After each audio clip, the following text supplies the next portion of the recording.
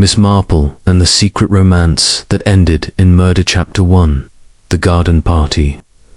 That changed everything. The sun hung low over St. Crispin's and Thamia on that fateful June afternoon, casting long shadows across the manicured lawns of Thornfield House. It was the sort of English summer day that seemed almost too perfect, the kind that made one suspect nature itself was conspiring to set a stage for something extraordinary. The wisteria dripped purple clusters along the stone walls, and the air carried the mingled scents of roses and fresh-cut grass, interrupted occasionally by the smell of fresh lemonade and Victoria. Sponged-up Miss Jane Marple adjusted her pale lavender cardigan and observed the garden party with the quiet contentment of someone who had attended nearly 1,000 such gatherings in her long life. She sat in a comfortable wicker chair near the refreshment table, a cup of tea cooling in her lap, her sharp grey eyes missing nothing despite their seemingly mild expression. To any casual observer, she appeared to be merely an elderly woman enjoying the pleasant weather and the company of respectable village folk. No one would have guessed that her mind was already cataloguing the nuances of every social interaction unfolding before her. The party had been organized by Mrs. Eleanor Hartwell, the widow of a retired admiral and one of St. Crispin's most established residents. Eleanor was the sort of woman who believed strongly in tradition, propriety, and the importance of maintaining village social standards. Her daughter-in-law, Catherine, had married into the family 10 years ago, and though Eleanor had never quite warmed to her, she dutifully included Catherine in these annual affairs. It was, after all, what one did. Catherine Hartwell stood near the rose garden, laughing at something the vicar had said. She was an attractive woman, perhaps 40, with dark hair swept into a fashionable style and a figure that had resisted the passage of time remarkably well. That, Miss Marple noted with the precision of long observation, had not escaped the notice of at least 3 other people at the party. Eleanor Hartwell's eyes had narrowed slightly each time she glanced toward her daughter. The vicar's wife, Pamela, seemed deliberately to engage Catherine in conversation, perhaps to prevent other conversations from occurring. And then there was Dr. Ashford, the handsome newcomer who had arrived in the village only 6 months ago to take over the practice from old Dr. Meadows. The doctor had barely taken his eyes off Catherine all afternoon. "Dreadful weather we've had for the roses," commented Mrs. Pemberton, settling into the chair beside Miss Marple with a sigh.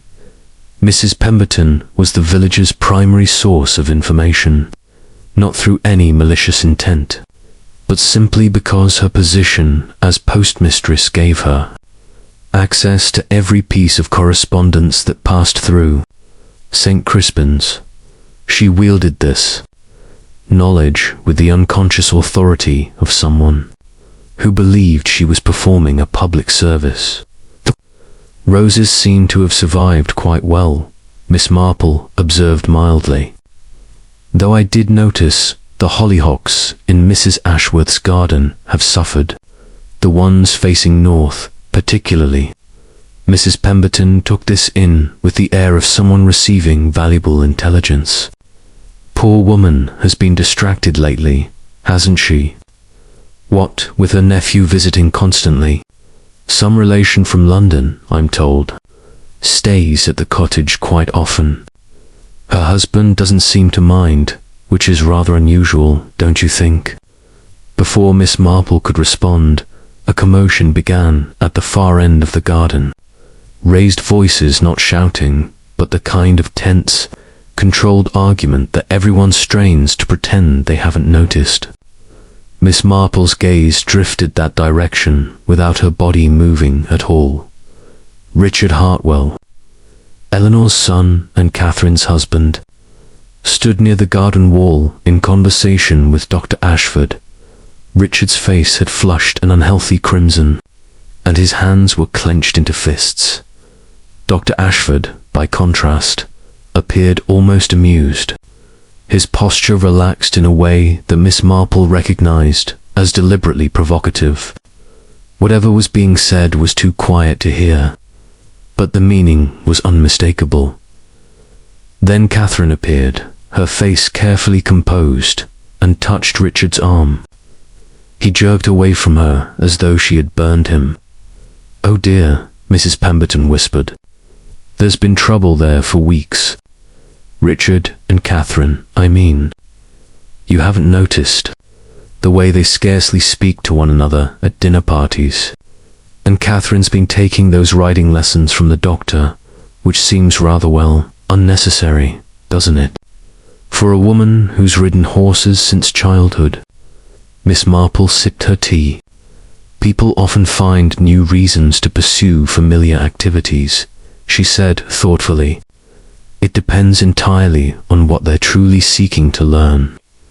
The tension at the garden wall dissolved as quickly as it had appeared. Richard turned sharply and walked toward the house. Dr. Ashford watched him go with an expression that might have been triumph or might have been contempt. Catherine stood alone for a moment, her hands trembling slightly as she smoothed her dress, before Eleanor appeared at her elbow with the brittle brightness of a woman determined to ignore any awkwardness by 6 o'clock. As the summer light began its slow fade to gold, the guests were beginning to depart.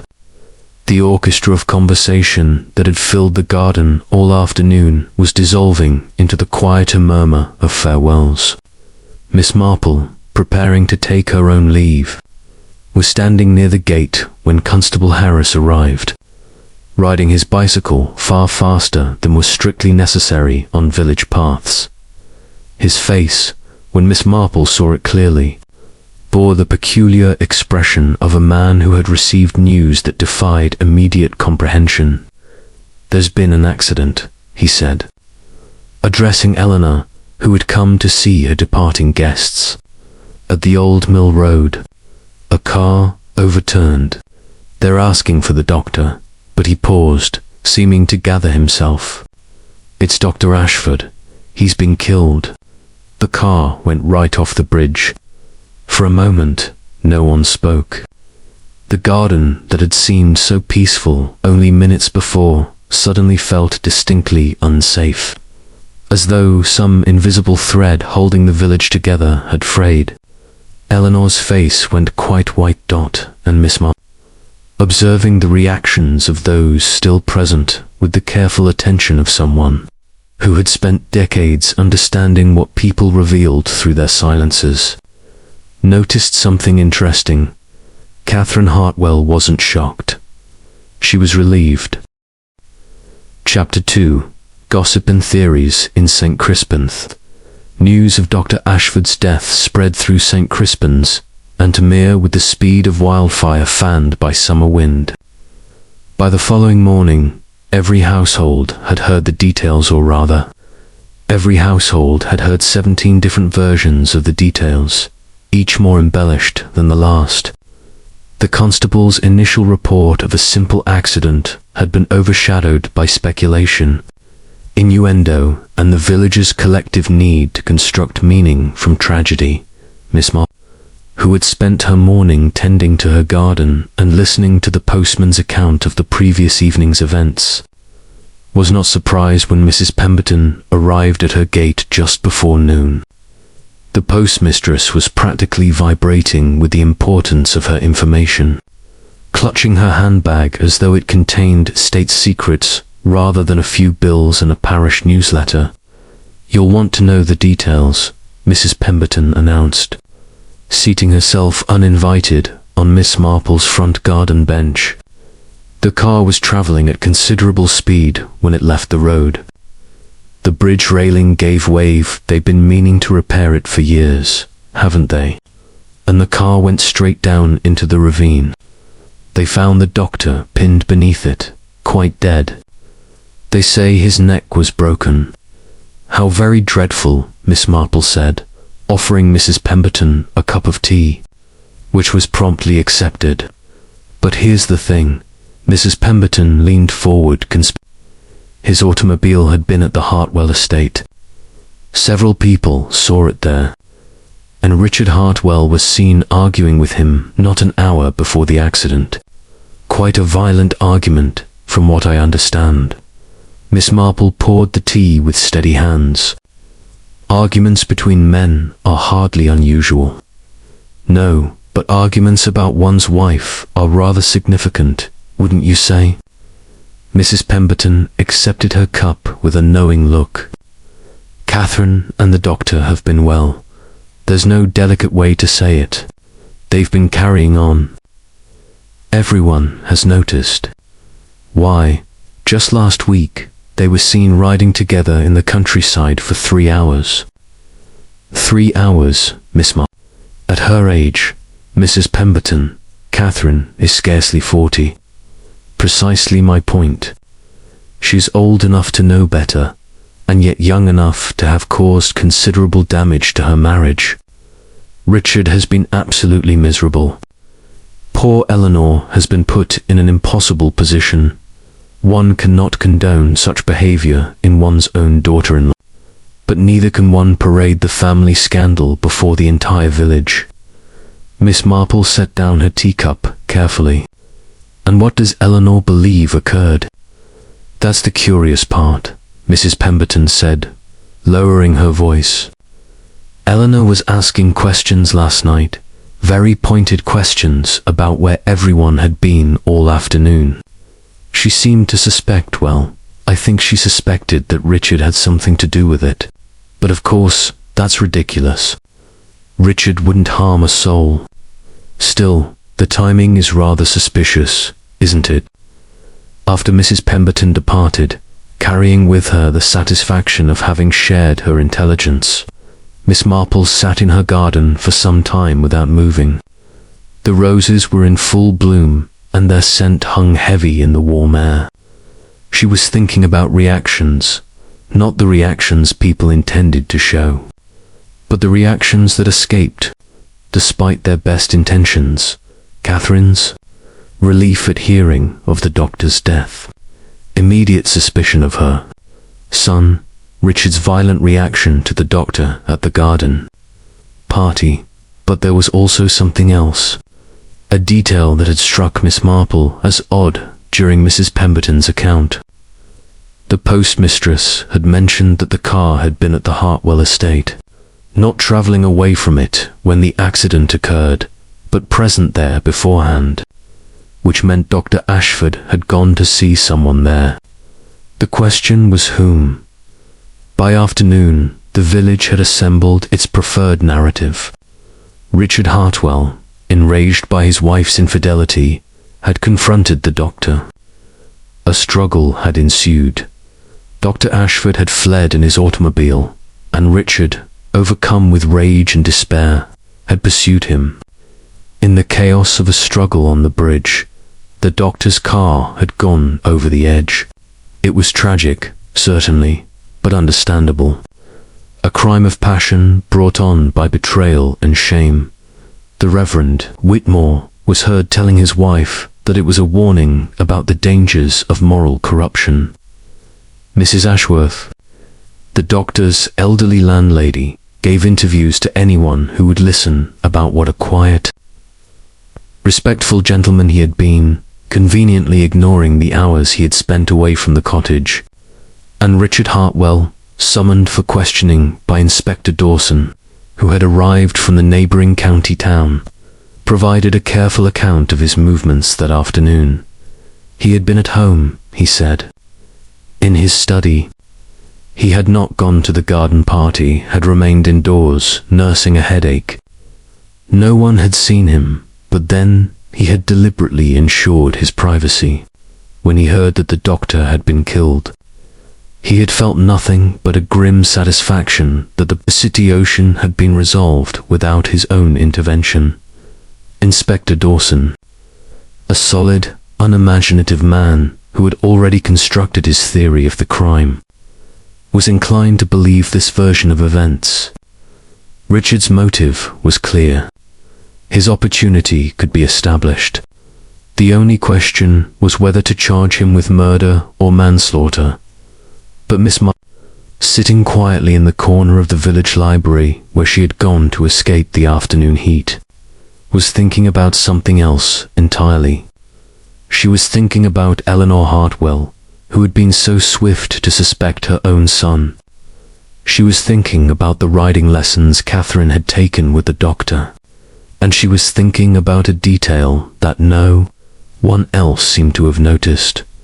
When the constable had arrived at the garden party with news of the accident, he had said the doctor's car had been found at the Old Mill Road, but Mrs. Pemberton had specifically mentioned seeing the vehicle at the Hartwell estate, which meant the doctor had left Thornfield House sometime between the argument at 5 o'clock and the accident. Whenever that had occurred, the question was not whether Richard had killed him. The question was whether Richard had ever left his study at all, and Miss Marple was beginning to suspect that the real killer was someone who understood very well how to manipulate a convenient suspect into position, like a chess piece sliding across a board. Chapter 3. The early investigation and conflicting accounts. Inspector Dawson established himself in the sitting room of the police station with the air of a man who had already solved the crime and was merely going through the necessary formalities. His notebook lay open on the table before him, filled with the neat handwriting of someone accustomed to documenting straightforward cases.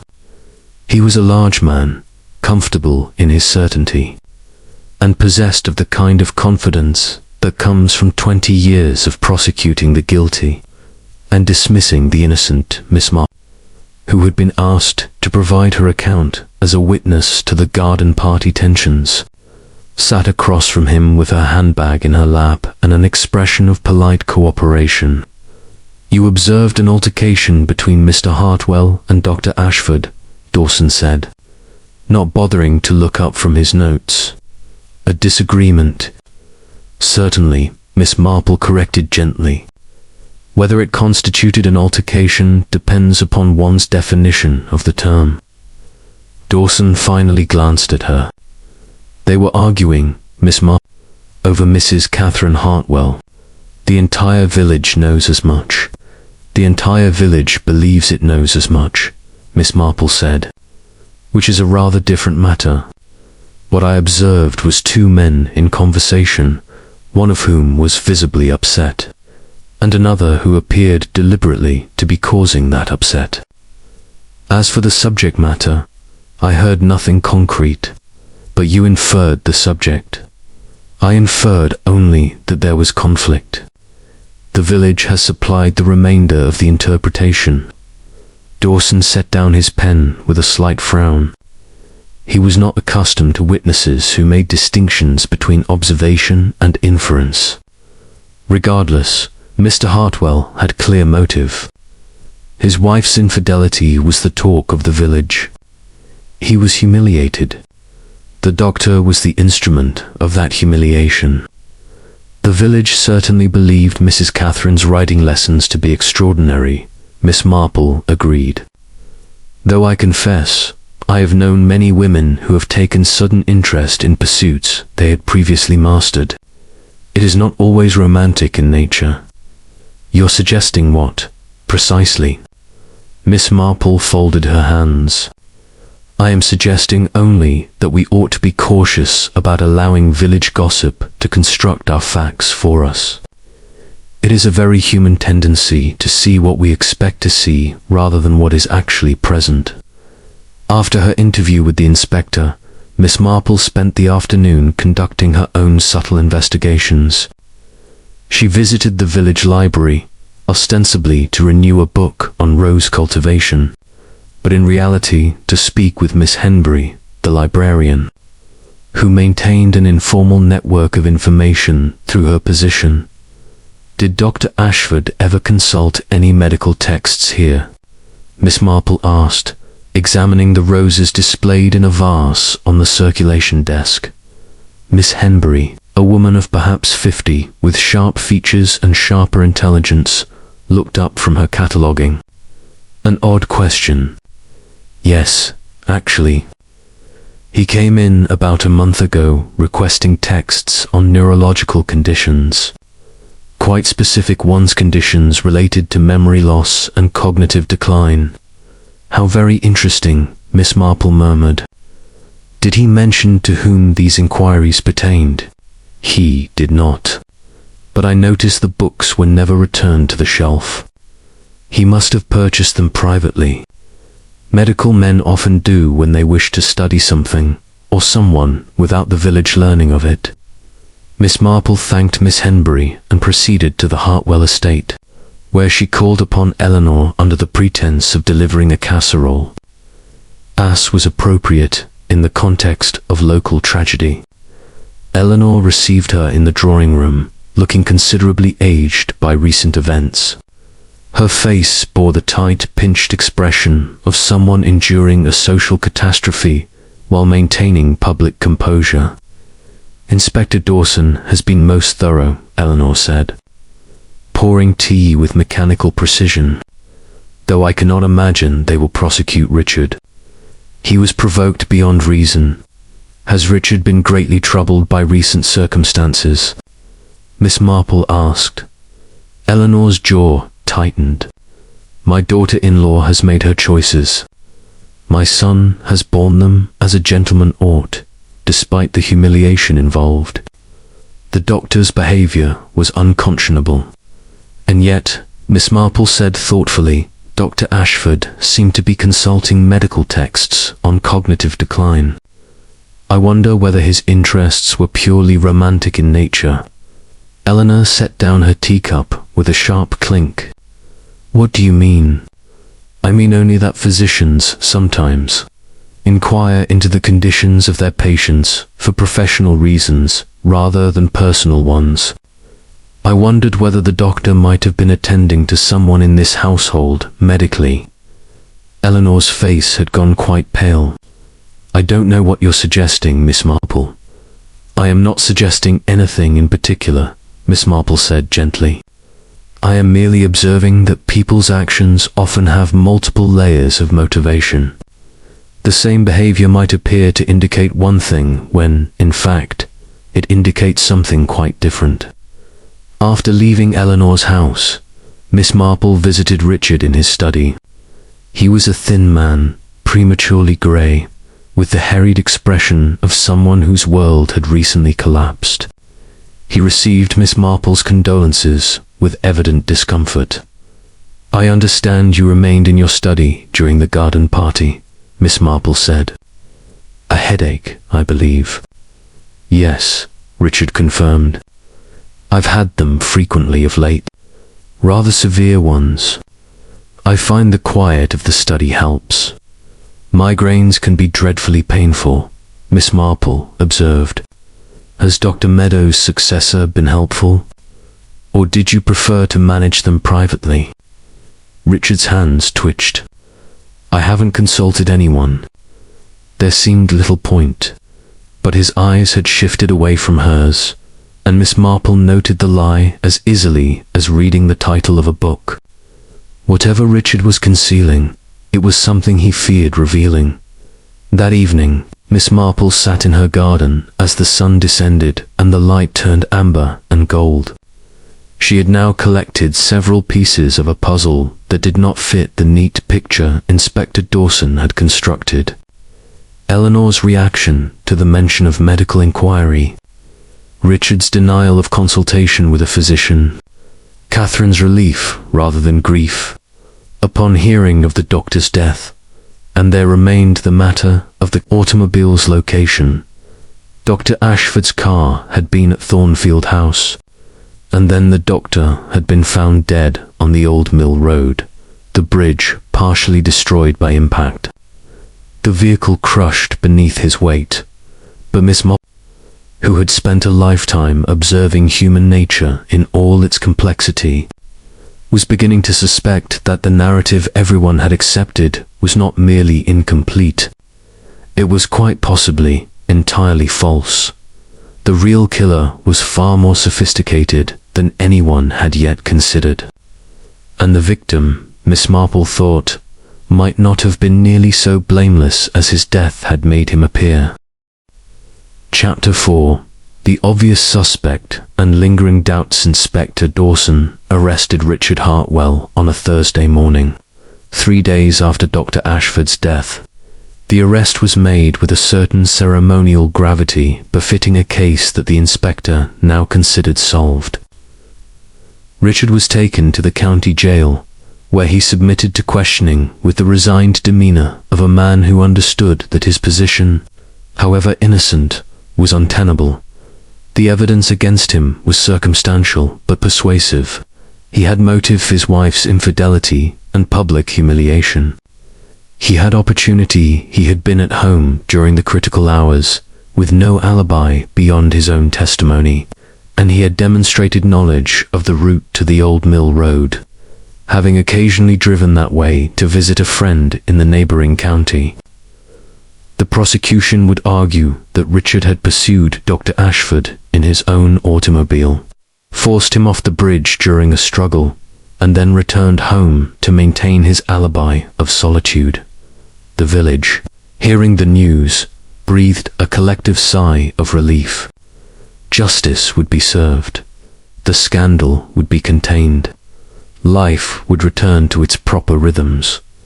But Miss Marple, receiving the news while arranging flowers in her sitting room, felt only a deepening sense of unease. She did not visit Richard. In custody, that would have been inappropriate and would have drawn unwanted attention. Instead, she continued her quiet investigations with the patience of someone who understands that truth often reveals itself through the smallest details. She visited the mechanic's garage, where both Richard and Dr. Ashford had serviced their vehicles, chatting amiably with Mr. Graves about the weather and the state of local automobiles. Dr. Ashford's was a fine machine, Mr. Graves said, wiping his hands on an oily rag, though I'd noted he'd been having some trouble with the brakes about a week before the accident. Brought it in for inspection. I told him they needed attention before his next journey. And did he attend to the matter? Miss Marple asked. Mr. Graves hesitated. He said he would, paid for the work in advance. But then, well, with his death, there wasn't any point in completing it. I found the receipts still in his records. Miss Marple felt a small chill run along her spine. The brakes were faulty. Not faulty exactly. They needed adjustment. They were slipping, inconsistent, dangerous at high speed, particularly on a downward slope.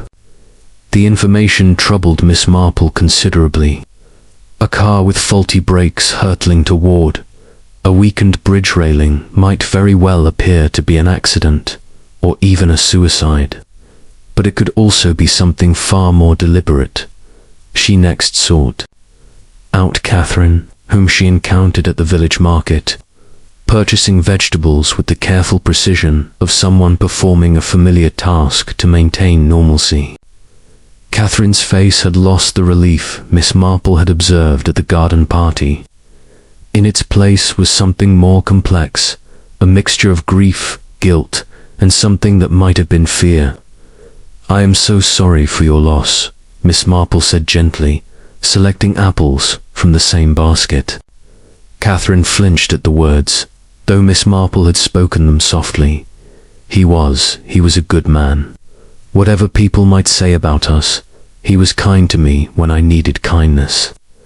People are often unkind to those they do not understand, Miss Marple observed, especially when they construct narratives that serve their own purposes. Tell me, Mrs. Hartwell, why did you require the kindness of a physician? Was it the sort of kindness that comes from medical treatment or from companionship? Catherine's hands stilled among the vegetables. When she spoke, her voice was barely audible. I cannot discuss that.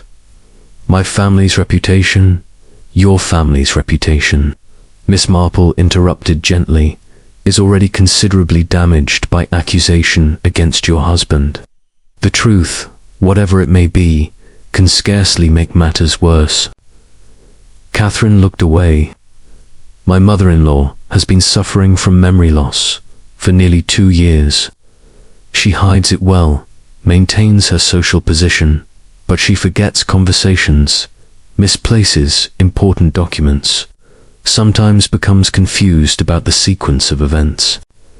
Dr. Ashford was consulting with specialists, trying to understand the nature of her condition. "That is why I spent time with him.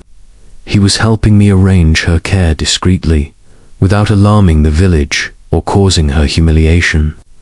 Miss Marple absorbed this information with the careful attention she devoted to all significant revelations. Eleanor's cognitive decline, if true, would explain her suspicious reaction to Miss Marple's questions and her defensive attitude toward her son. It would also suggest that Eleanor had been protecting something far more important than mere family pride. And did Dr. Ashford determine the nature of her condition? Miss Marple asked. Early dementia, he believed. Progressive, though the rate of decline was difficult to predict. He was helping us arrange for future care, legal protections, financial planning. Richard knew nothing of it. Eleanor insisted on keeping it private. She was terrified of being placed in an institution. That evening, Miss Marple requested an interview with Eleanor, claiming she wished to discuss the upcoming village charity event. Eleanor received her with the same pinched expression she had worn since the arrest of her son. But this time there was something else, a sort of desperate vigilance, as though Eleanor were acutely aware that her carefully constructed facade was becoming transparent. "How have you been managing?" Miss Marple asked, settling herself in Eleanor's drawing room. "The recent events must have been exhausting." "I manage," Eleanor said tersely, "as one does.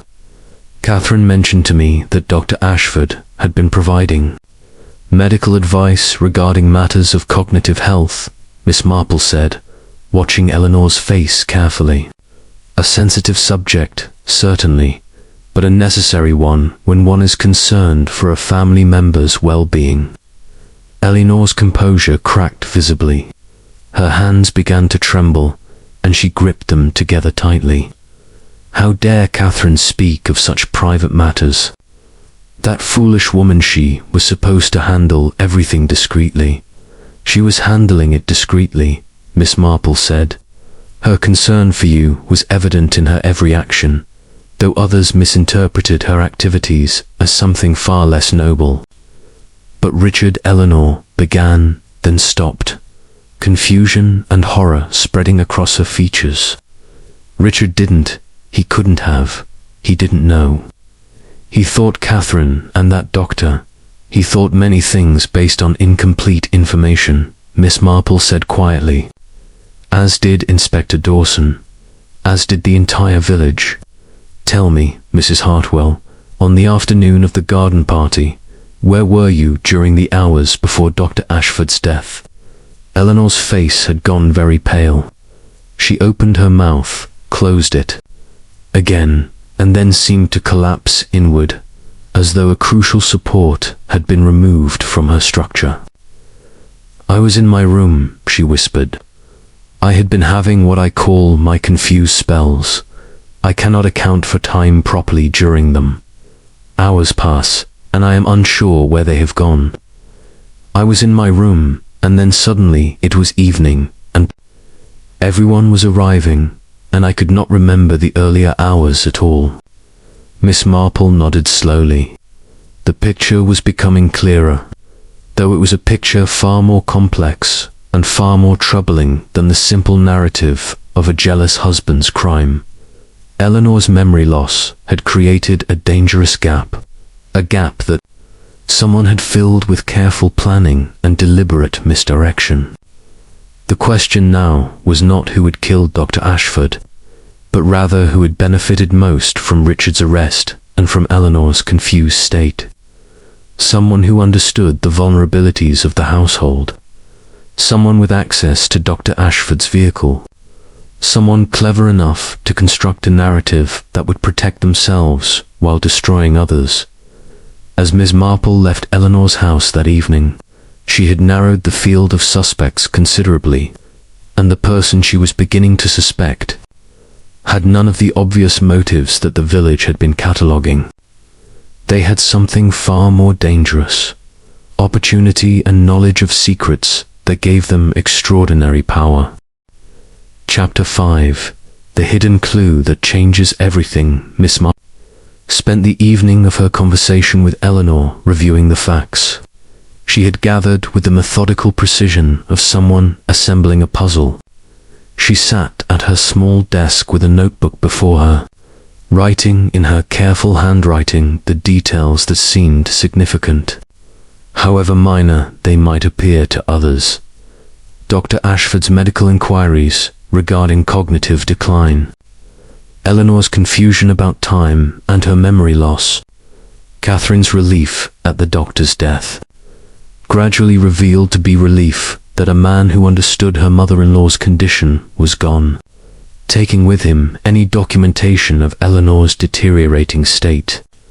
Richard's denial of physician consultation, likely because he had been kept deliberately ignorant of his mother's condition to protect her dignity, and the faulty brakes on Dr. Ashford's automobile.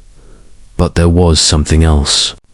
Something that had been mentioned almost casually in passing and had not yet been properly examined.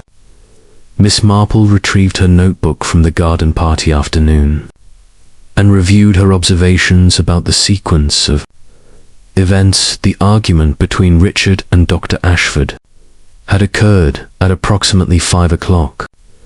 The constable had arrived with news of the accident at approximately 6:15. Dr. Ashford's car had been at Thornfield House, according to Mrs. Pemberton's observation. But when had the car left the estate? Had it left immediately after the argument, or had it remained there for some time? The following morning, Miss Marple requested an interview with Constable Harris, claiming she wished to provide additional information about the timeline of events. The young constable was eager to assist, proud of his role in the investigation, though his pride was somewhat deflated by the fact that Inspector Dawson had already solved the case without requiring much of his assistance. The doctor's automobile, Miss Marple said carefully, was observed at the Hartwell estate during the garden party, but I wonder whether anyone has determined precisely when it departed. Harris consulted his notes. The assumption was that Mr. Hartwell pursued the doctor immediately after their argument. The argument was observed at 5 o'clock by multiple witnesses. The accident occurred at approximately 15.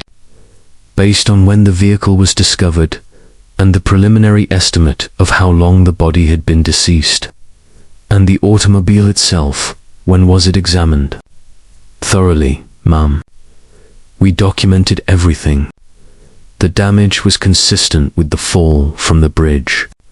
The windscreen was shattered, the frame crushed, the engine compartment destroyed by impact, but the brakes. Miss Marple pressed gently. Were they examined? Harris consulted his notes again, his confidence wavering slightly. Inspector Dawson felt that mechanical examination was unnecessary. Given the clear motive and opportunity demonstrated by Mr. Hartwell, the focus has been on establishing his guilt, rather than analyzing the vehicle mechanics. Miss Marple felt a small spark of something vindication, perhaps, or merely the grim satisfaction of having one's suspicions confirmed. I see. And has anyone spoken with the mechanic who had recently serviced Dr. Ashford's vehicle? Not that I'm aware of, ma'am. That afternoon, Miss Marple paid a visit to the garage, where she found Mr. Graves engaged in repairing a local farmer's tractor. She waited patiently for him to finish his work, then engaged him in conversation about the weather and the condition of the village roads before coming to her true purpose. "I have been curious," she said, "about Dr. Ashford's automobile. You mentioned when I last visited that the brakes required attention." Mr. Graves set down his tools. "Yes, ma'am. About a week before his death. He brought the vehicle in, said the brakes were slipping, and I quoted him for the work. He paid in advance 50 shillings, said he would return to collect the vehicle when the work was complete. And did he?" "No, ma'am. He never came back. I completed the work anyway, kept the vehicle here, as is standard procedure. But then he was killed, and with the vehicle destroyed in the accident. There was no point in anything." "Mr. Graves," Miss Marple said carefully, "when Dr. Ashford brought the automobile to you, did he mention anything about the condition of the brakes? Whether someone else might have tampered with them, or whether the deterioration seemed natural?" Mr. Graves frowned, considering the question seriously. "Now that you mention it, he did say something rather odd. He said the brakes felt as though someone had been at them, and he was concerned about it. But then he laughed it off, said he was probably being paranoid. He paid for the work and left." Miss Marple felt the small shock of recognition that comes when a crucial piece of a puzzle suddenly fits into place. Did he seem frightened? Perhaps, or perhaps just concerned. It was hard to tell with the doctor. He was a careful man, observant. But I wouldn't have said he seemed genuinely afraid. More suspicious, perhaps, as though he was puzzling something out. After leaving the garage, Miss Marple made her way to the police station, where she requested an urgent meeting with Inspector Dawson. The inspector, confident in his solved case and preparing for the upcoming trial, was less than gracious about the interruption. "Dr. Ashford's vehicle had faulty brakes," Miss Marple said, without preamble. "Not faulty by accident, but tampered with deliberately. He suspected this and brought the vehicle to Mr. Graves for repair. The question, Inspector, is who would have had access to his automobile and the knowledge necessary to tamper with its braking system?" Dawson's expression shifted from irritation to something more thoughtful. "That's a significant claim, Miss Marple, and it changes nothing regarding Mr. Hartwell's guilt. He might have tampered with the brakes beforehand, intending to create an accident that would appear accidental." "Possibly," Miss Marple agreed, "though it seems an unnecessarily complex method when one has the opportunity for a more direct confrontation. But there is another consideration. If someone tampered with the brakes, they would need to ensure that Dr. Ashford used the vehicle at a time when the faulty brakes would result in his death. They would need to know where he was traveling, how fast he would be driving, and the precise route he would take. Someone intimate with his habits and schedule. Precisely. Someone close to him. Someone he trusted." Dawson leaned back in his chair, his previous certainty beginning to fray. "You're suggesting that Mr. Hartwell is not guilty?" "I am suggesting," Miss Marple said, "that the evidence against him is circumstantial, and that there are far more significant pieces of evidence that have been overlooked in the haste to construct a convenient narrative. If you examine the question of who had access to Dr. Ashford's automobile when it was tampered with, and who benefited most from his death, I suspect you will find that the true killer is someone entirely different." After Miss Marple departed, Inspector Dawson sat in his office for a considerable time, his confidence in his solved case gradually transforming into something far less certain. He had been satisfied with the obvious answer. He had not thought to question the vehicle mechanics, had not examined the timeline with sufficient rigor, had not asked the right questions about access and opportunity. Miss Marple, in contrast, had done precisely that. and she had discovered a clue so small, so easily overlooked, that it had nearly escaped everyone's attention entirely. The tampered brakes suggested not a crime of passion, but a crime of calculation. A crime committed by someone with knowledge, patience, and opportunity. Someone who had carefully orchestrated events to ensure that Richard Hartwell would be blamed for a murder he had not committed. The question now was whether that someone was willing to let an innocent man hang for their crime, or whether they would be forced to reveal themselves when confronted with the truth. Chapter 6. Confrontations and Secrets Unraveled. Inspector Dawson's reinvestigation of Dr. Ashford's death began with quiet efficiency, the kind of thorough examination he should have conducted from the outset. He spoke with Mr. Graves again, documenting the mechanic's account of the tampered brakes with meticulous precision. He examined the vehicle wreckage more carefully, noting the condition of the brake lines and the evidence that they had been deliberately compromised. And he began asking new questions about access and timing that revealed gaps in his original theory that were far too significant to ignore. But it was Miss Marple who, through careful observation and discreet inquiry, began to construct the true sequence of events. She understood that people revealed themselves through their reactions to accusation, and that guilt manifests itself not always in denial, but sometimes in excessive cooperation or in the careful construction of false narratives that are just plausible enough to seem truthful. She arranged to visit Catherine Hartwell at her home, where she found her sitting in the garden with a cup of tea, staring unseeing at the roses. Catherine's face bore the marks of sleepless nights and anxiety that went far beyond what one might expect from her husband's arrest alone. "Mrs. Hartwell," Miss Marple said, settling herself in a nearby chair with deliberate casualness, "I wonder whether you might help me understand something that has been troubling me. Your relationship with Dr. Ashford was, as we have established, concerned with your mother-in-law's medical care, and yet, when I informed you of his death, your reaction was relief rather than sorrow. I have been puzzling over that response." Catherine's hands trembled as she set down her teacup. "I was relieved because his death meant that my mother-in-law's condition would remain private. The records he had begun to accumulate could be destroyed. Her shame would be protected." "A reasonable explanation," Miss Marple said. "And yet, I wonder if there is more to it. You see, I have learned that Dr. Ashford suspected someone had tampered with his automobile. He was concerned enough about it to bring the vehicle for mechanical inspection. I wonder whether he had shared those concerns with you."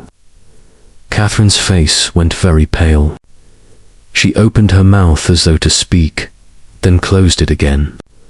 When she finally did speak, her voice was barely audible.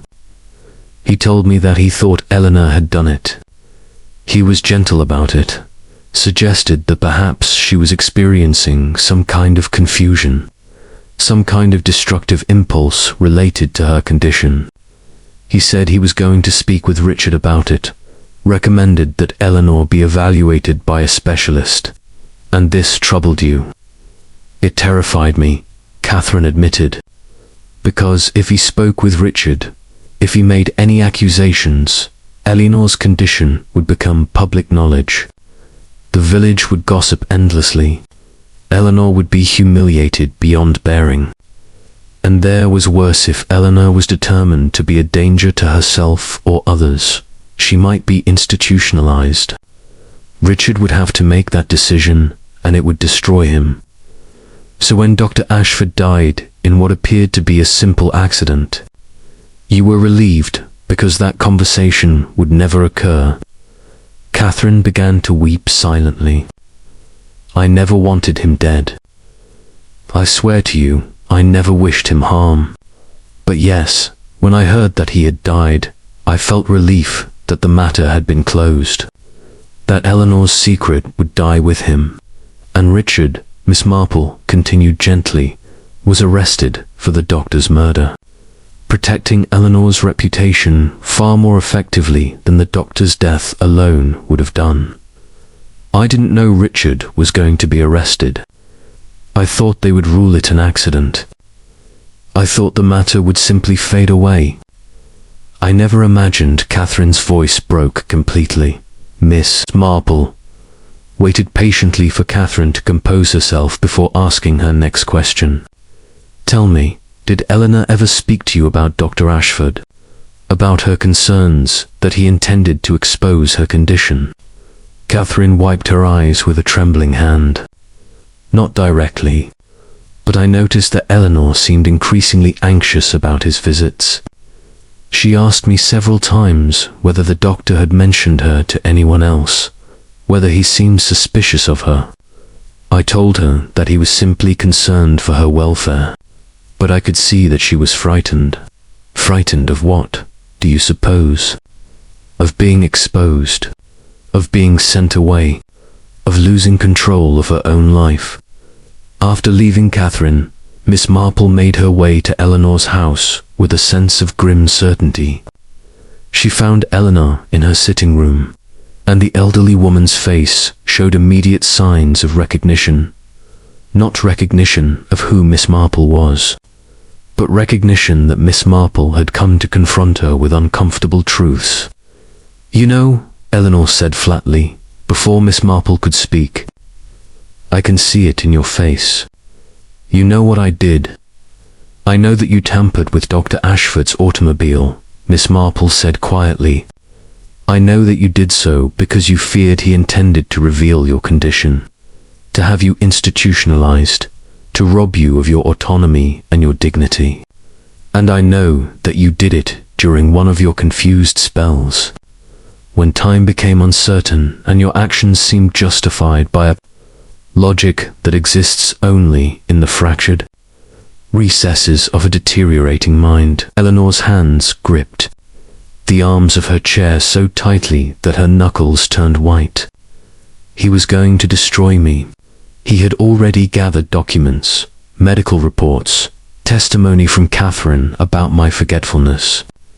He was building a case for my removal from this house, my placement in some institution where I would be surrounded by other deteriorating minds, where I would lose everything that I have spent my life building. And so you sabotaged his vehicle. I was confused, Eleanor said, her voice taking on a desperate quality. During one of my spells, I thought only that I needed to stop him. I went to the garage where his automobile was left for repair. I understood, in that fractured moment, how to undo the work the mechanic had done. I had watched my late husband repair vehicles for years. The knowledge was still somewhere in my mind, and in my confusion, I acted on it. You were not so confused that you could not ensure he would be driving down the mill road at speed, Miss Marple observed. You arranged for Catherine to invite him to visit the estate.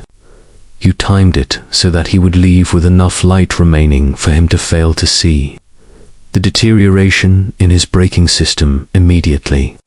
You calculated that a man driving without understanding his brakes were compromised would, on a downward slope toward a weakened bridge, likely perish in the accident. I don't remember doing that, Eleanor whispered.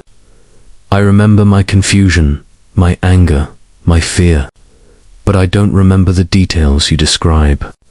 Perhaps I did those things.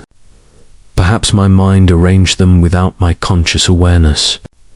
Or perhaps you are mistaken. But her voice betrayed her. She knew, or suspected, or had fragments of memory that suggested she had done exactly what Miss Marple described.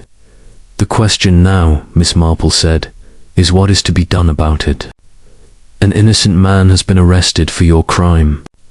He faces trial for a murder he did not commit. Your cognitive condition, which might have been presented as a mitigating factor, has instead become a tool for concealing the truth. Eleanor looked at Miss Marple with eyes that contained depths of despair and resignation. "If I confess, I will be institutionalized. Everything I feared will occur. But if I remain silent, Richard hangs for something he did not do. I cannot choose myself over my son, Miss Marple. Whatever else I am, whatever I have done, I am still his mother." That evening, as news of Eleanor's confession spread through the village with the inevitable speed of such revelations, Miss Marple sat in her garden and reflected on the nature of justice, intention, and the terrible complexities that arise when good people make catastrophic choices. Eleanor Hartwell would face trial. Her condition would be examined by specialists. The village would scrutinize every aspect of her life, her mind, her relationships, and Richard would be freed, though forever marked by the suspicion that had settled upon him, the accusation that had been made public. Dr. Ashford would remain dead, killed not by passion but by the desperate self-preservation of a woman whose mind was failing and whose fear had transformed her into something far more dangerous than anyone had imagined. The true crime, Miss Marple understood, was not murder. It was the slow, inevitable erosion of a human mind, and the terrible choices that erosion could force upon even the most dignified and respectable people. Chapter 7. Another twist, and the deception deepens. The village of St. Crispin's Antimere reacted to Eleanor's confession with a complex mixture of emotions that could not be easily categorized or resolved. Shock, certainly. Sympathy for Eleanor's deteriorating condition. Vindication for those who had suspected Richard's innocence all along. And yet, beneath these surface reactions, there lay something more troubling, a sense that the narrative, even with Eleanor's confession, did not sit quite right. That there were edges that did not align, inconsistencies that nagged at the observant. Miss Marple, sitting in her garden on the morning following Eleanor's confession to the police, experienced precisely such nagging doubts. She had constructed a theory that fit the available evidence, and yet when she examined it carefully in the clear light of day, she found herself troubled by details that did not entirely support her conclusions. Eleanor's confession had been voluntary, made without legal representation, and motivated by maternal concern for her son. The police had accepted it with relief, grateful to have resolved a case that had become increasingly complicated. Inspector Dawson had even visited Miss Marple to thank her for her insights, though he still seemed somewhat bewildered by the revelation that his original suspect had been innocent all along. But there was something about the sequence of events that troubled Miss Marple. Eleanor's cognitive condition, while undoubtedly real, seemed to Miss Marple to fluctuate in ways that did not entirely align with the progressive nature of dementia.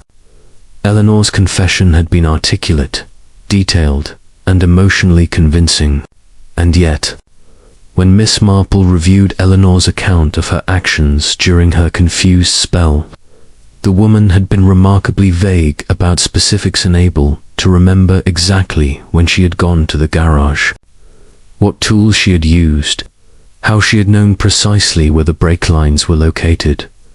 It was a confession that invited belief precisely because it acknowledged the limitations of Eleanor's memory. A clever construction, Miss Marple thought, designed to be accepted without requiring the kind of specific, detailed recollection that would be impossible for someone experiencing genuine confusion. She decided to visit Eleanor again, this time armed with the discomforting knowledge that she might be confronting not a murderer suffering from cognitive decline, but something far more calculated. Eleanor was being held in the local jail pending trial, and Miss Marple was granted permission to visit as a family friend. Eleanor received her in the small, austere visiting room with an expression of weary resignation. She looked older than she had only days before, as though confession had somehow aged her beyond the simple passage of time.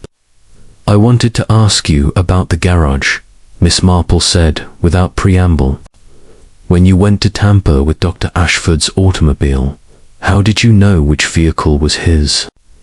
Eleanor hesitated for just a fraction of a second, so brief that most people would have missed it. But Miss Marple did not miss it. Catherine had pointed out his automobile to me on several occasions. "It is a distinctive vehicle, a Bentley in dark blue. I would have recognized it. And the brake system. You understood how to locate it and how to tamper with it, despite your confusion." "My hands remembered what my mind could not consciously recall," Eleanor said, and it was a reasonable answer, one that aligned with what medical professionals understood about muscle memory and dementia.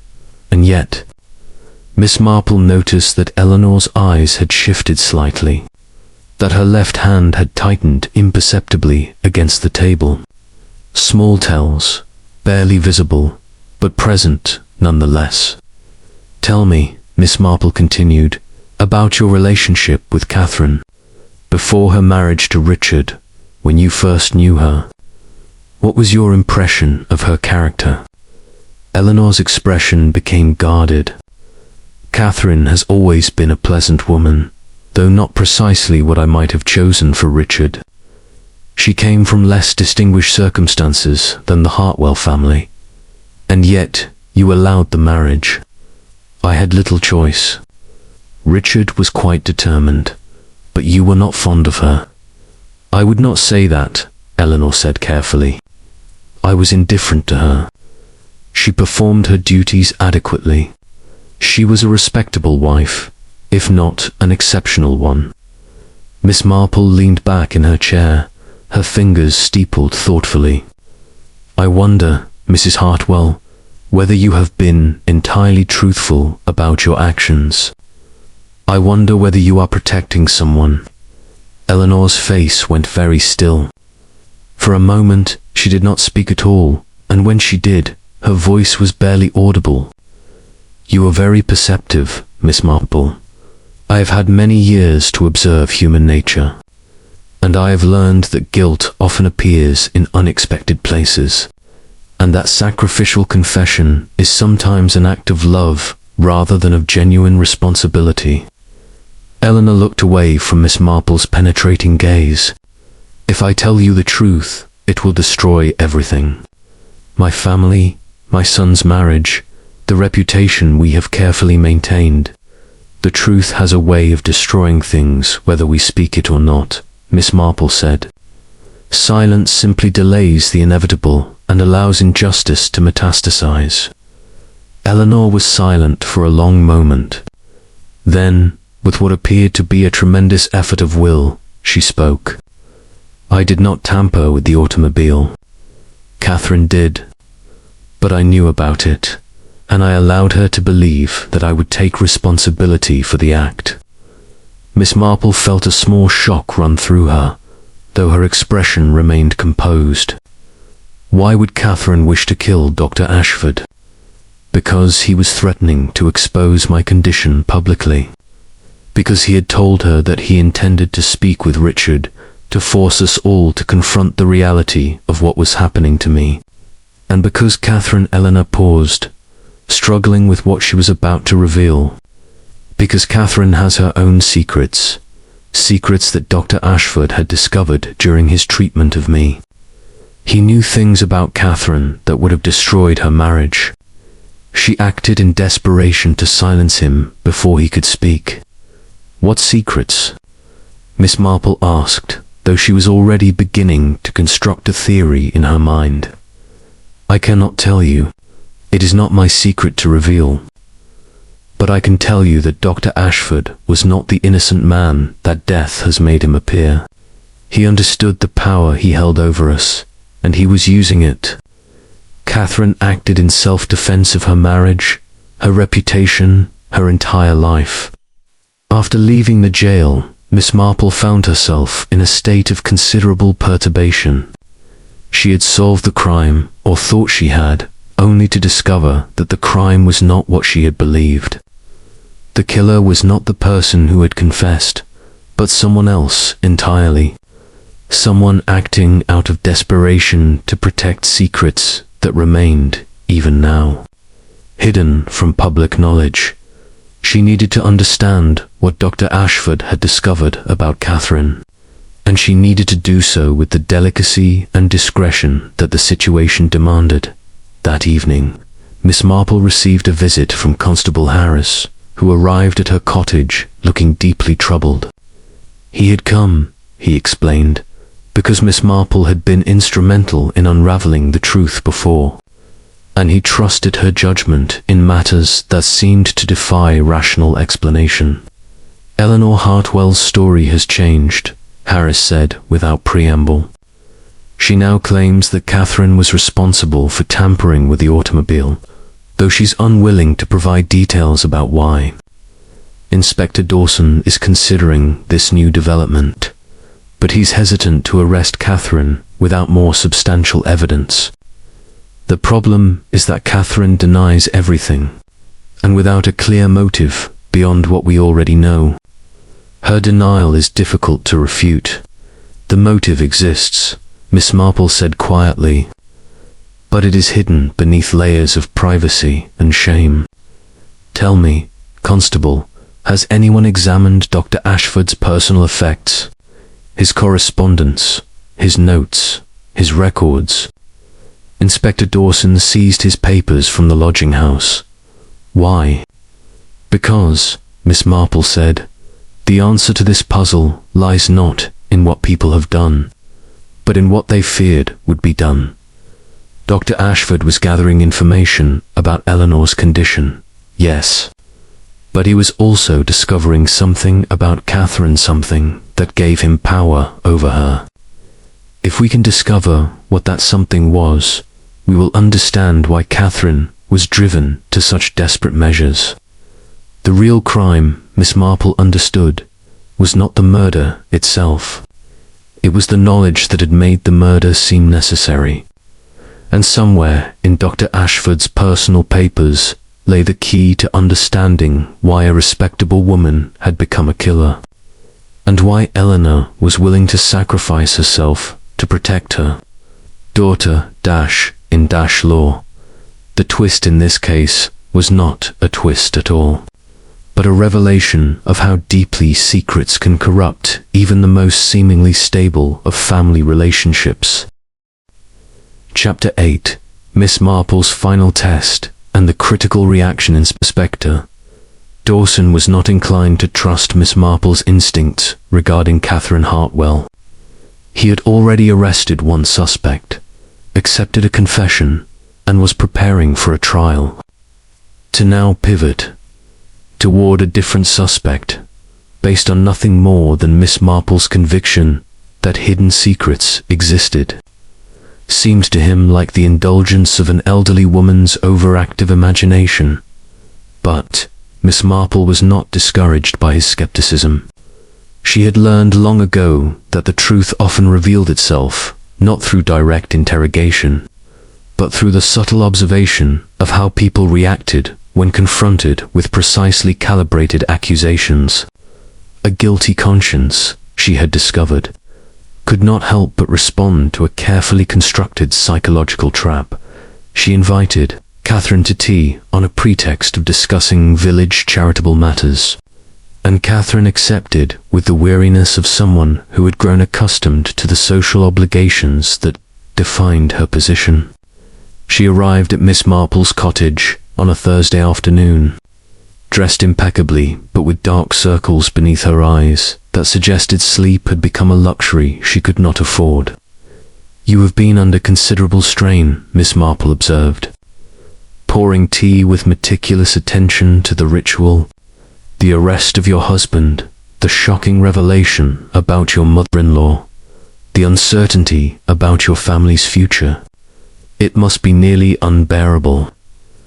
Catherine accepted the tea with a steady hand, though Miss Marple noted the slight tremor in her fingers. One bears what one must. Richard's innocence has been established, even if the true circumstances of Dr. Ashford's death remain somewhat complicated. Do they? Miss Marple asked gently. I wonder. You see, I have been thinking about what Eleanor told me regarding your relationship with Dr. Ashford. She suggested that he had discovered secrets about you. Secrets that you feared he would reveal. Catherine's cup paused halfway to her lips. When she set it down, there was a small clink of porcelain against saucer that seemed to echo in the quiet room. Eleanor was confused. The stress of recent events has exacerbated her condition. Perhaps, Miss Marple agreed. And yet, Eleanor's confusion did not prevent her from understanding the threat that Dr. Ashford represented. She was willing to confess to a crime she did not commit to protect you. That suggests a genuine threat, something more serious than mere gossip.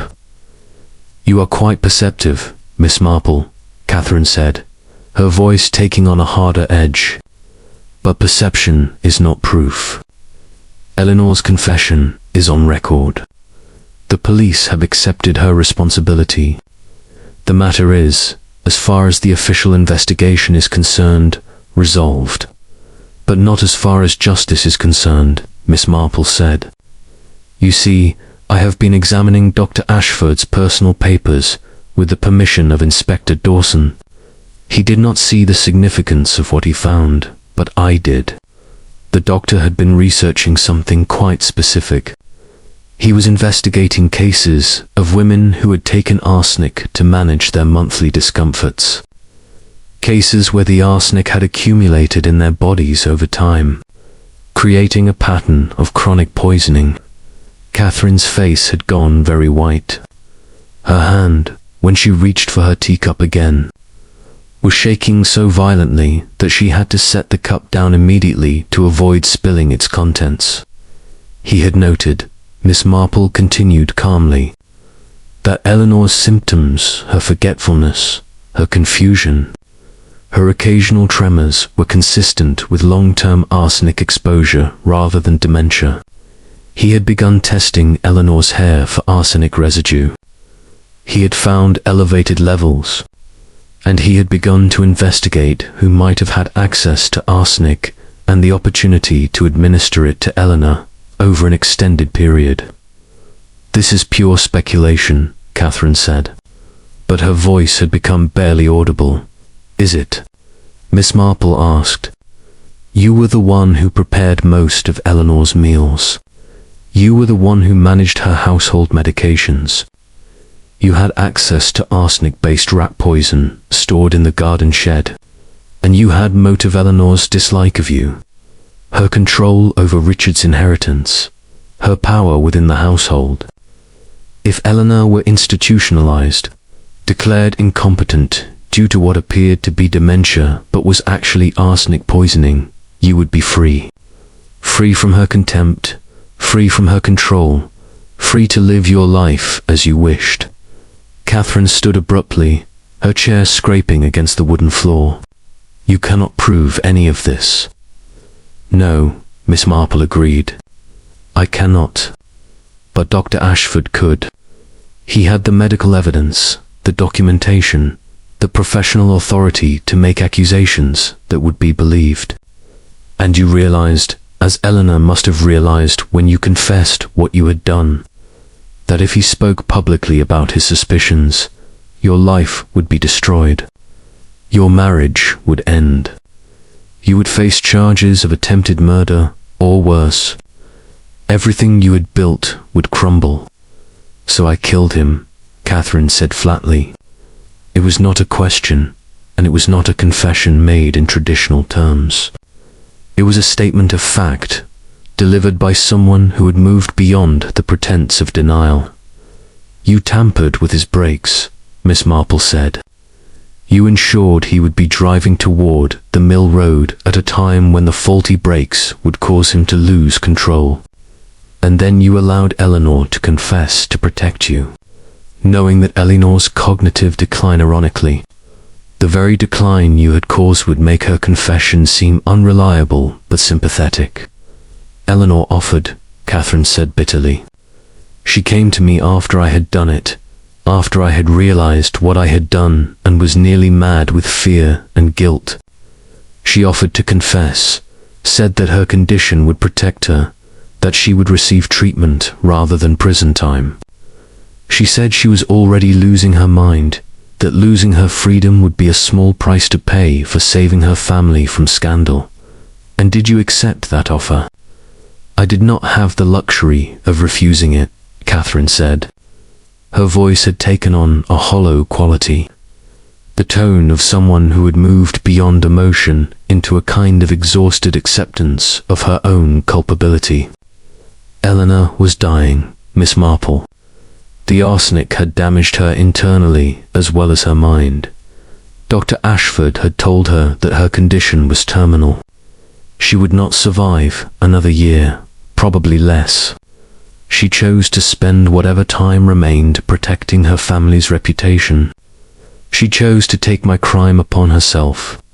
Miss Marple felt a deep sadness settle over her, the weight of understanding human tragedy in all its terrible complexity. And did that knowledge ease your conscience? No, Catherine said simply.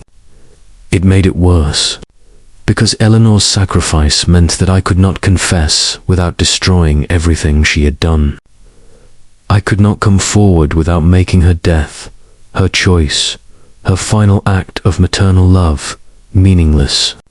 So I have lived these past days in a kind of purgatory, knowing that I have destroyed 3 lives Eleanor's, Richard's, and my own, and that there is no redemption possible for any of us. After Catherine departed, Miss Marple sat alone in her cottage and contemplated the nature of justice and mercy. She had set her trap, had forced Catherine to articulate the truth, and had succeeded in uncovering what had really occurred. But the knowledge brought her no satisfaction, only a profound weariness at the complexity of human motivation and the terrible choices that desperation could force upon even good people. Catherine had not killed Dr. Ashford out of malice. She had killed him because her past crime, the slow poisoning of Eleanor, motivated by resentment and a desire for freedom, had been discovered by someone who would not remain silent. And Eleanor, aware of what her daughter-in-law had done and bearing some responsibility herself for the conditions that had created Catherine's desperation, had chosen to sacrifice herself. 3 women, Miss Marple understood, bound together by secrets and lies and the terrible logic of desperation, and the truth, which she had worked so carefully to uncover, would destroy them all. Chapter 9. The reveal and the weight of Truth Inspector Dawson received Miss Marple's account of her conversation with Catherine with the kind of skepticism that comes from a man confronted with information that contradicts his carefully constructed case. He listened patiently, though his expression suggested he was humoring an elderly woman rather than taking her seriously. When she finished, he set down his pen and leaned back in his chair with a measured sigh. Miss Marple, he said, what you are describing is a theory. A plausible theory, perhaps, but a theory nonetheless. Catherine Hartwell denies these accusations. Eleanor Hartwell's confession is on record, without concrete evidence of arsenic poisoning, without documented proof that Catherine administered poison to her mother. I cannot proceed with charges against her. Have Eleanor's remains examined, Miss Marple said calmly. Test her hair, her nails, her internal organs. You will find elevated levels of arsenic consistent with prolonged exposure. Dr. Ashford's notes contain his findings. His medical records document his suspicions. Dr. Ashford is dead, Dawson said. His findings are not admissible without his testimony, and his conclusions regarding Eleanor's poisoning are somewhat speculative. He was investigating a theory, not confirming a fact. Then examine Eleanor while she still lives, Miss Marple said. Request medical tests. You will have your proof. But Inspector Dawson declined to pursue the matter further, at least not immediately. He had a confession from Eleanor Hartwell. He had an arrest warrant for Eleanor Hartwell. He had a case that, while complicated, could proceed to trial with reasonable expectation of conviction. To now begin investigating Catherine Hartwell on the basis of Miss Marple's conversation with her would require reopening investigations, challenging Eleanor's confession, and complicating a case that had already become unnecessarily tangled. It was Richard Hartwell who, upon learning the truth from Catherine during an anguished midnight conversation, took matters into his own hands.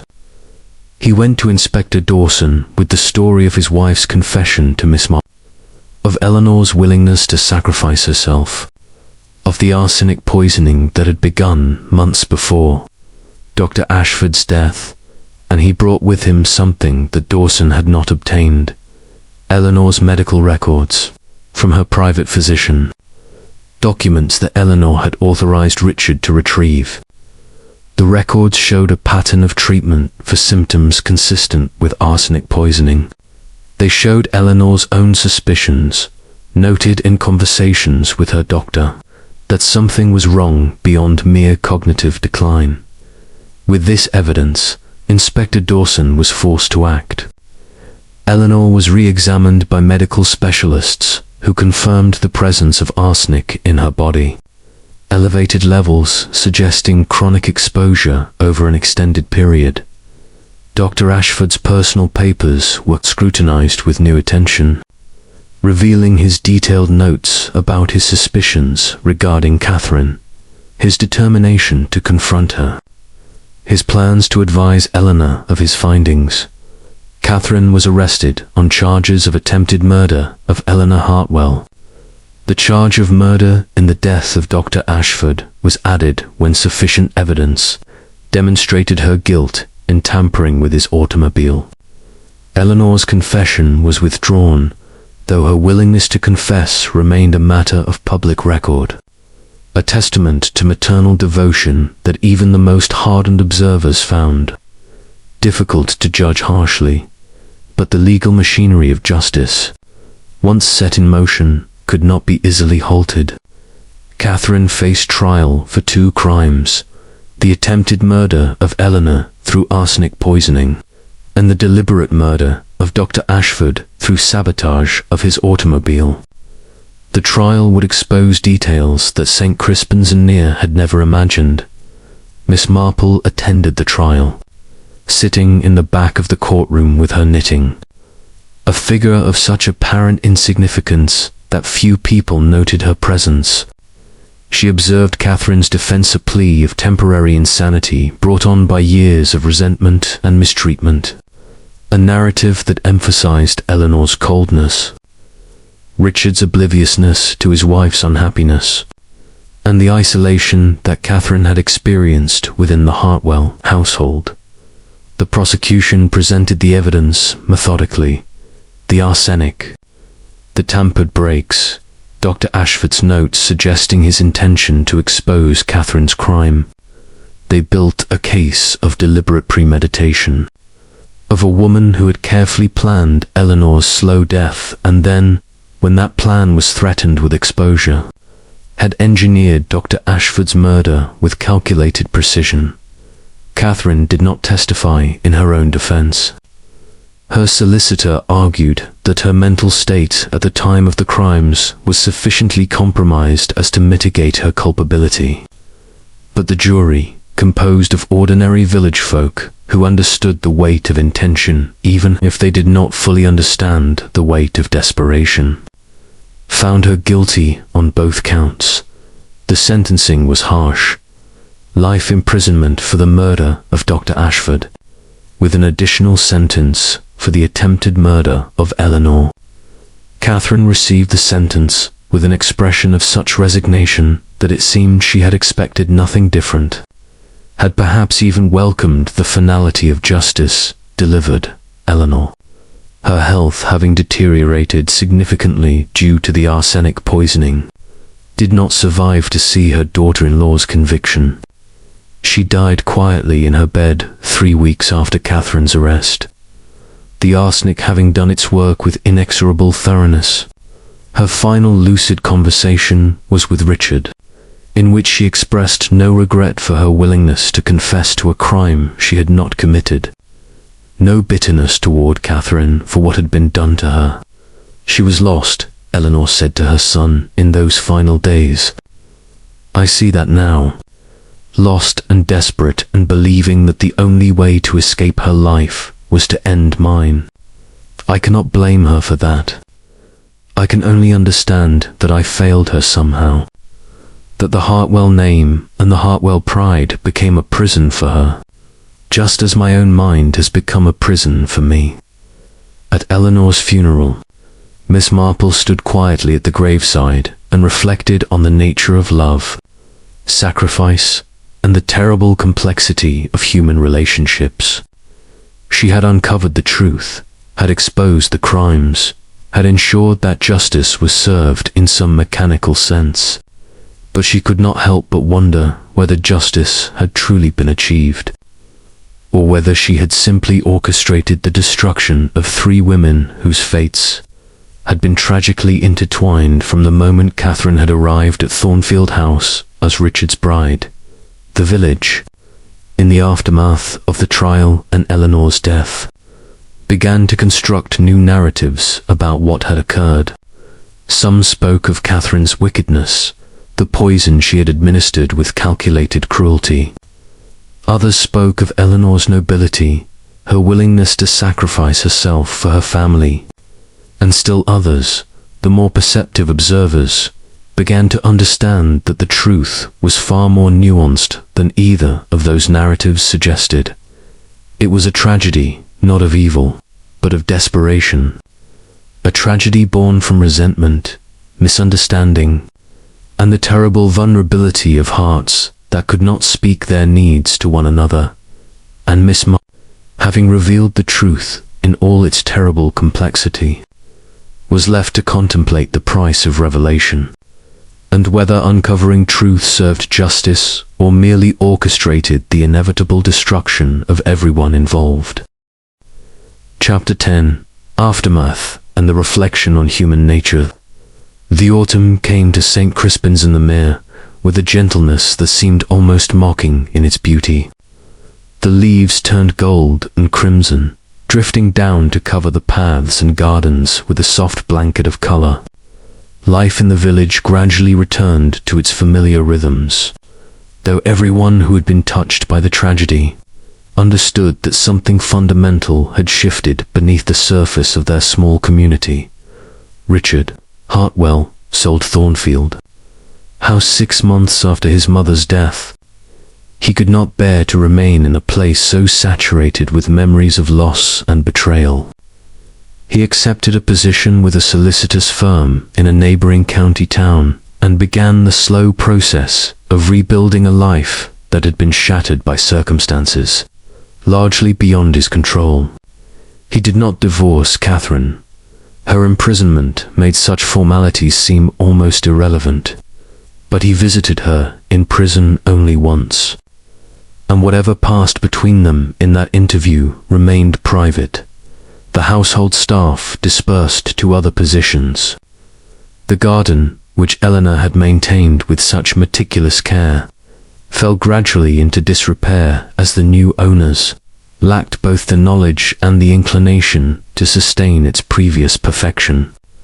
Within 2 years, Thornfield House had taken on the sad appearance of a place that had lost its heart. Its windows darkened, its grand rooms empty of the voices and laughter that once filled them. Miss Marple, having resolved the mystery and delivered justice in its mechanical form, found herself surprisingly troubled by the resolution. She had solved the crime, yes. She had exposed the truth, had ensured that the guilty were punished and the innocent were freed from accusation. By any conventional measure, she had succeeded in her investigation and had served the cause of justice. And yet, as she sat in her garden on a cool October afternoon, tending to her roses with the meticulous attention she had devoted to them for decades, she could not escape the conviction that her success had come at a terrible cost. Mrs. Pemberton visited one afternoon in November, ostensibly to discuss village matters, but in reality to satisfy her perpetual hunger for information. She settled herself in Miss Marple's garden with a cup of tea and began to share the latest gossip about how Richard was settling into his new position, how Catherine had become model prisoner, how Eleanor's estate was being divided among distant relatives. "It is all rather tragic, is it not?" Mrs. Pemberton said, in the tone of someone who found tragedy deeply satisfying. The Hartwell name, which had stood for respectability and stability for generations, now forever associated with murder and poisoning. The village will never quite forget it.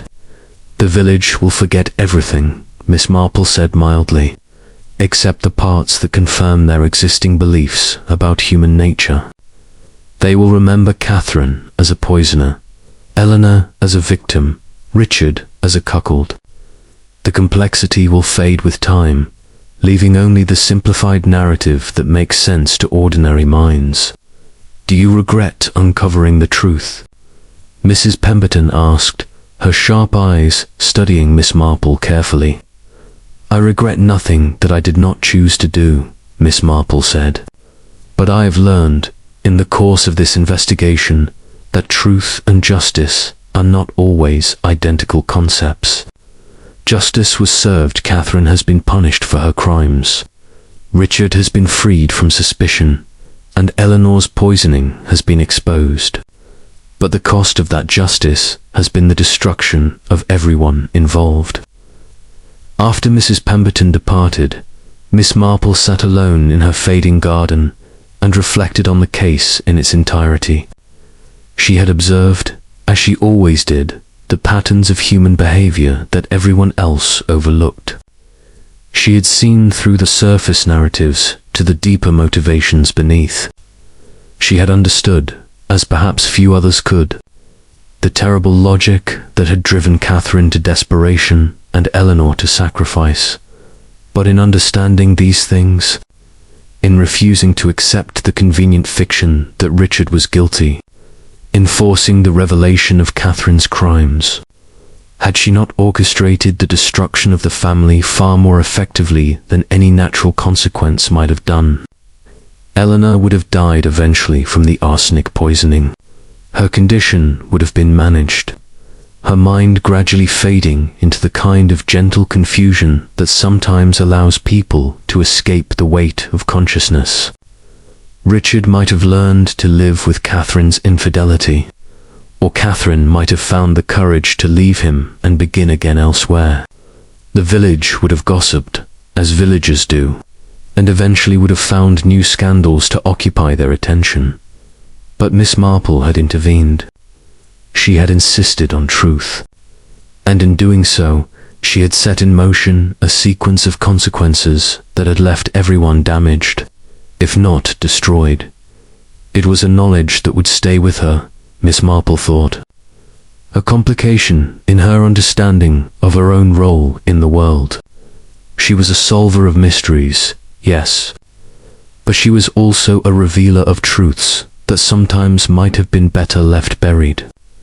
She was a servant of justice, but justice itself was a concept far more ambiguous than she had sometimes allowed herself to acknowledge. The winter came early that year, with snow falling in November and settling into drifts that isolated the village from the larger world. Miss Marple spent the quiet months reading and reflecting, and by the time spring arrived again, she had come to a kind of peace with the events of the previous year. She had done what she believed was right. She had exposed a crime, had protected an innocent man from false accusation, had ensured that a murderer and a would-be murderer faced legal consequences for their actions. These things were good, even if their consequences were tragic. But she had also learned something that she had, perhaps, always known but had never fully articulated, that in a world where human beings were complicated, flawed, and driven by emotions and desperation rather than by reason, the truth was often less simple than it appeared, and justice less satisfying than one might hope. One afternoon in spring, as Miss Marple was arranging flowers in her sitting room, she received a letter from Richard Hartwell. He had been attempting, he wrote, to understand the events of the past year with some kind of coherence. He had read the trial transcripts, had spoken with legal professionals, and had come to the conclusion that whatever Catherine had done, whatever Eleanor had attempted to conceal, the catalyst for all of it had been his own failure to pay attention to the unhappiness in his household. He thanked Miss Marple for her investigation and her commitment to truth. But he also wrote something that struck her with particular force. I have come to understand that solving a mystery is not the same as healing the damage the mystery has caused. You have given us truth, Miss Marple, and truth is valuable. But I wonder sometimes whether I would have been better served by a beautiful lie. Miss Marple did not respond to his letter. There was nothing to say that would be adequate to the complexity of what he had expressed. Instead, she returned to her garden, to her roses, to the quiet observation of village life that had sustained her for so many years. She understood now, in a way that she had perhaps not fully understood before, that her gift for observation and deduction was a double-edged sword. It allowed her to see truth that others missed, but it also burdened her with the knowledge of truths that might sometimes have been better left unexposed. As summer approached and the roses bloomed again in her garden, Miss Marple tended to them with the same care and attention she had always devoted to their cultivation, and she allowed herself, for perhaps the first time in her long life, to wonder whether her success in solving mysteries had always served the greater good, or whether sometimes the unsolved mystery might have been the kinder choice. The village of St. Crispin's in Tharmia continued on, as villagers do, with new scandals emerging to replace the old ones in the collective consciousness. But Miss Marple never forgot the case of Dr. Ashford's death, or the 3 women whose lives had intersected in tragedy and desperation, and she never quite resolved, in her own mind, whether she had been an instrument of justice or merely an observer who had chosen to interfere in events that might have been better left to their own natural conclusion. It was a complexity, she understood, that would remain with her until the end of her days, and perhaps, she reflected as she bent to examine a particularly perfect rose that was as it should be. Truth was complicated, justice was ambiguous, and the human heart was capable of both great evil and great sacrifice. Often in the same moment, for the same person, the mystery was solved, but the questions it raised would linger on.